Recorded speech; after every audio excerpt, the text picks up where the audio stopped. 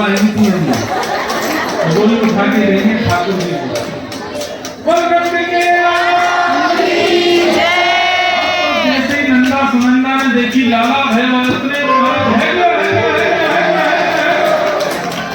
पूरे ब्रह्मंडल में हल्ला मचा रही, महाराज है गयो। सब बोले कहा भैरव? बोले भैया आप तो है गए हो। नंद बाबा ने पूछी अरे तुम हल्ला मचा रही हो कहा भैरव? बोले बाबा आपने इतने ब्रजवासी जमाए, इतने ब्राह्मणों की सेवा करी, इतने संतन को आपने सत्कार किया, इतनी गैया की सेवा करी, उन सबन के फलस्वरूप आपके घर नीलमणि जैसा लाया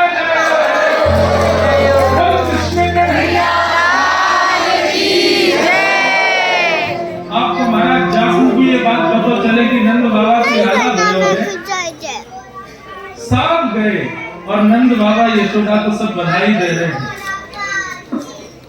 अब सुनो भैया, हमारे पिताजी महाराज सभा में कंपटीशन कराते हैं।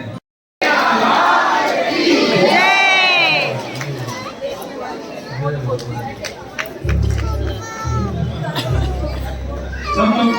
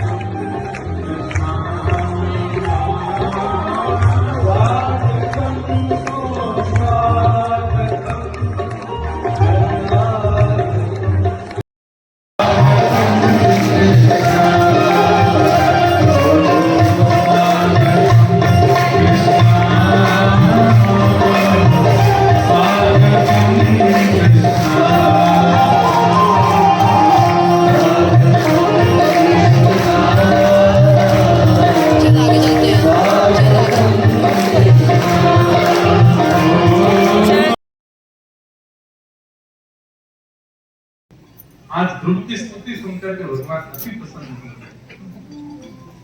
और भगवान ने कहा ध्रुव मैं तुम्हें वरदान देता हूं, जब प्रलय होगा ना तो ब्रह्मलोक का भी प्रलय हो जाएगा लेकिन ध्रुव लोक का कभी प्रलय। 36,000 वर्ष तक ध्रुव जी ने पृथ्वी पर राज्य किया और 36,000 वर्ष बाद ध्रुव जी एक भगवत भक्त बनकर के स्वधाम पधारे और वहां ठाकुर जी ने उनको एक लोक प्रदान किया, ध्रुव लोक, जिसका आज भी दर्शन सुबह ब्रह्म मुहूर्त में होता है, जिसको हम ध्रुव तारा कहते हैं। तो ध्रुव लोक ऐसा कहते हैं जो व्यक्ति नित्य ध्रुव लोक का दर्शन करता है एक दिन अपने जीवन में मृत्यु से पहले साक्षात नारायण का दर्शन उसको निश्चित हो। क्यों? ध्रुव लोक केवल सुबह ही चमकता है, बाकी के समय नहीं चमकता। ध्रुव तारा केवल सुबह ही चमकता है। क्यों? क्योंकि जिस समय इसलिए वो जगत हमारे गुरुदेव बताया करते हैं भैया सुबह सुबह ध्रुव लोक का दर्शन करो, ध्रुव तारे का दर्शन करो, तो यही भाव रखो कि इस समय भगवान श्रीमन नारायण अपनी गोद में ध्रुव को लेकर के बैठे हैं और ध्रुव जी ने भगवान की अगवानी के लिए पूरे लोक के दिए जलाए, इसलिए ध्रुव तारा चमक रहा है। उस समय विचार करो श्रीमन नारायण वहीं बैठे और इस भाव से दर्शन करो ध्रुव तारे, ध्रुव लोक। बोलो भक्तवत्सल भगवान। ध्रुव जी ने भगवान की स्तुति गाई और स्तुति गाने के पश्चात भगवान ने उनको 36,000 वर्ष का राज्य दिया। ध्रुव जी ने बहुत मना किया लेकिन भगवान बोले तुम आए तो राज्य गद्दी पे बैठने के लिए ही थे, जाओ अब इतना बैठो कि तुम राज्य गद्दी से ही उठ जाओ। 36,000 वर्ष के लिए भगवान ने राजा बना दिया और 36,000 वर्ष बाद ध्रुव जी भगवत धाम को प्रस्थान करें। बंधुओं इसको उत्कंठा बोलते। ध्रुव जी की स्तुति में वर्णन आता है कि ध्रुव जी 3 रात एक नियम करते थे, 3 रात बाद अपना नियम बदल देते थे। मतलब 3 दिन तक तो केवल फल खा के भजन कर रहे थे, 3 दिन बाद देखा भगवान 1 महीने में 3 दिन तक ऐसा करते थे और 1 महीने बाद फिर बदल जाते थे। 6 दिन तक अब कुछ नहीं खाते, 6 दिन बाद केवल पत्ते खा के भजन करते।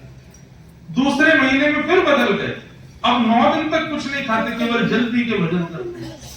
चौथे महीने में फिर बदल गए, अब 12 दिन तक ना कुछ खाते ना कुछ पीते, केवल श्वास लेकर के भजन करते। इतनी उत्कंठा, इतनी व्याकुलता, इतनी तत्परता।